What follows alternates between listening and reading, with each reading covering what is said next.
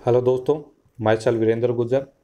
और अगर आपने हमारे YouTube channel Indian Ayurvedic doctor को सब्सक्राइब नहीं किया है तो उसको सब्सक्राइब करें ताकि आपको लेटेस्ट अपडेट्स मिलती रहें।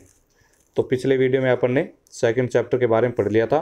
इस वीडियो में अपन थर्ड चैप्टर के बारे में पढ़ेंगे जिसका नाम है प्रीमर्सनियम इंद्रियम। ठीक है, तो इसमें देखना स्पर्श द्वारा जानने योग्य अरिष्टों का वर्णन। तो इस चैप्टर में जो है स्पर्श द्वारा जानने योग्य अरिष्टों का वर्णन किया गया है। अब इसमें आगे बढ़ते हैं। अरिष्ट, तो कौन कौन से लक्षण जो हैं अरिष्ट के होते हैं वो देखना।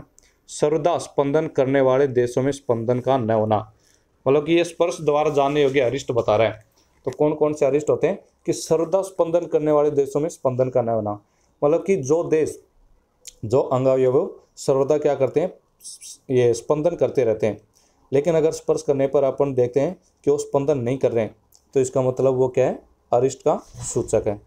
उष्ण प्रदेशों का शीत होना, अगर उष्ण प्रदेश हैं वो शीत होते हैं, शीत मिलते हैं। मृदु प्रदेशों का दारुण होना, मृदु प्रदेश है सॉफ्ट है लेकिन वो कठिन, दारुण मतलब कठिन मिलते हैं। बिना कारण ही संधि आदि अवयवों का स्थिर होना अथवा रक्त मांस शून्य होकर कठिन हो जाना। ये कह रहा है बिना कारण ही, कोई भी कारण नहीं है, बिना कारण ही संधि आदि जो अवयव है वो क्या हो जाते हैं, स्थिर हो जाती हैं या फिर रक्त मांस से शून्य होकर कठिन हो जाती हैं। संलक्षण प्रदेशों का खर होना, ठीक है, संलक्षण प्रदेश हैं लेकिन वो क्या हो गए, खर हो गए। स्वेद का अधिक आना या फिर अधिक मात्रा में स्वेद आ रहा है। तो ये जो है इस प्रकार क्वेश्चन क्या बनता है कि स्पर्श द्वारा जानने योग्य अरिष्टों का वर्णन करो। क्वेश्चन इस प्रकार से बन गया। ठीक है, 2 नंबर या फिर 5 नंबर जो भी है, ज़्यादातर तो इसमें ये इतना 5 नंबर का तो बनेगा नहीं, वैसे इसमें 2 नंबर का ठीक है बनता है।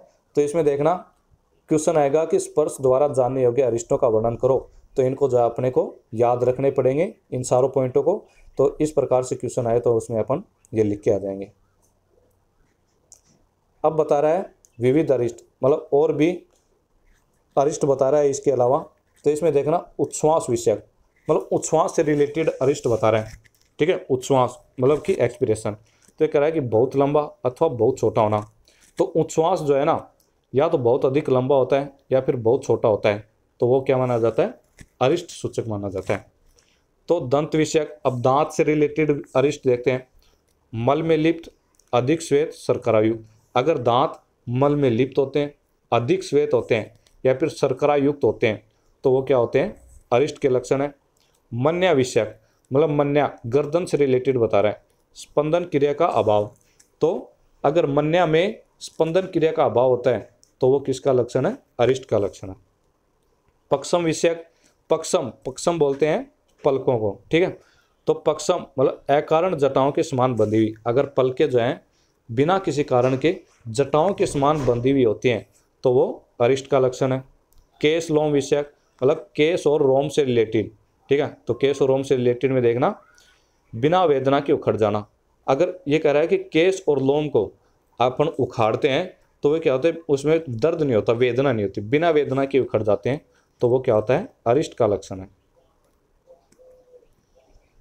अब आगे देखते हैं उदर विषयक।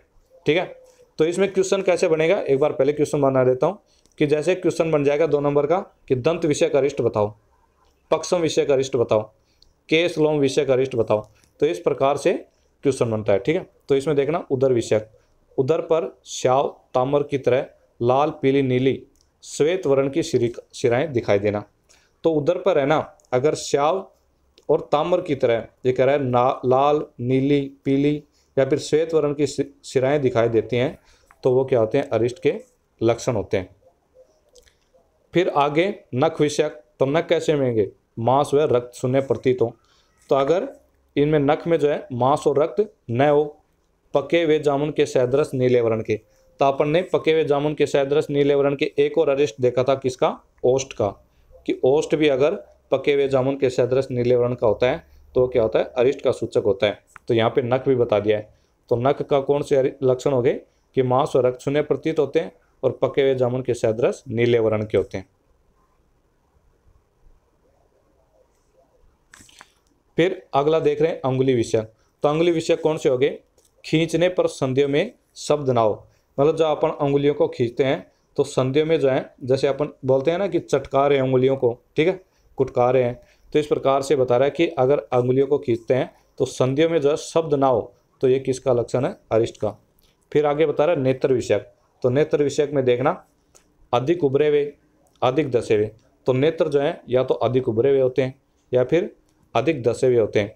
सदैव नेत्र की पलकें खुली रहें, या फिर नेत्र की जो पलकें है ना हमेशा क्या होती है? खुली रहती हैं। या फिर विपरीत दिशा में दृष्टि घूमे, मतलब कि अपन देख तो राइट साइड में रहे और दृष्टि जो है लेफ्ट साइड में चली जाती है। तो इस प्रकार से अगर विपरीत दिशा में दृष्टि घूमे, तो विपरीत दिशा में दृष्टि घूमती है ना, तो इसको बोलते हैं दृष्टि व्यस्तता। व्यस्तता। तो अगर क्वेश्चन आ जाए दृष्टि व्यस्तता क्या होती है, मान ली 2 नंबर क्वेश्चन में अलग से बना दे कि दृष्टि व्यस्तता क्या होती है, तो उसमें क्या लिखेंगे कि इसमें जो है दृष्टि विपरीत दिशा में घूमती है। ठीक है, तो ये इस प्रकार से क्या हो गए नेत्र विषयक। तो नेत्र विषयक में क्या है? अधिक उभरे हुए, अधिक धसे हुए, हाँ, सदैव नेत्र की पलकें खुली रहती हैं, विपरीत दिशा में दृष्टि घूमती है। फिर इसके अलावा और बता रहे नकुलाद्य। नकुलाद्य किसको बोलते हैं? दिन में शुक्ल वर्ण देखना, मतलब जो व्यक्ति दिन में शुक्ल वर्ण को देखता है तो उसको क्या बोलते हैं? नकुलाद्य। तो ये जो है याद रखना, क्वेश्चन आ सकता है कि नकुलाद्य किसको बोलते हैं या नकुलाद्य किसे कहते हैं, इस प्रकार से। तो जो दिन में शुक्ल वर्ण देखता है वो नकुलाद्य। कपोतांत दृष्टि किसको बोलते हैं? दिन में कृष्ण वर्ण देखना। तो कैसे याद रखना? कपोतांत कैसे कृष्ण वर्ण, है ना। तो कपोतांत दृष्टि को इसको बोलते हैं जो दिन में कृष्ण वर्ण देखती है।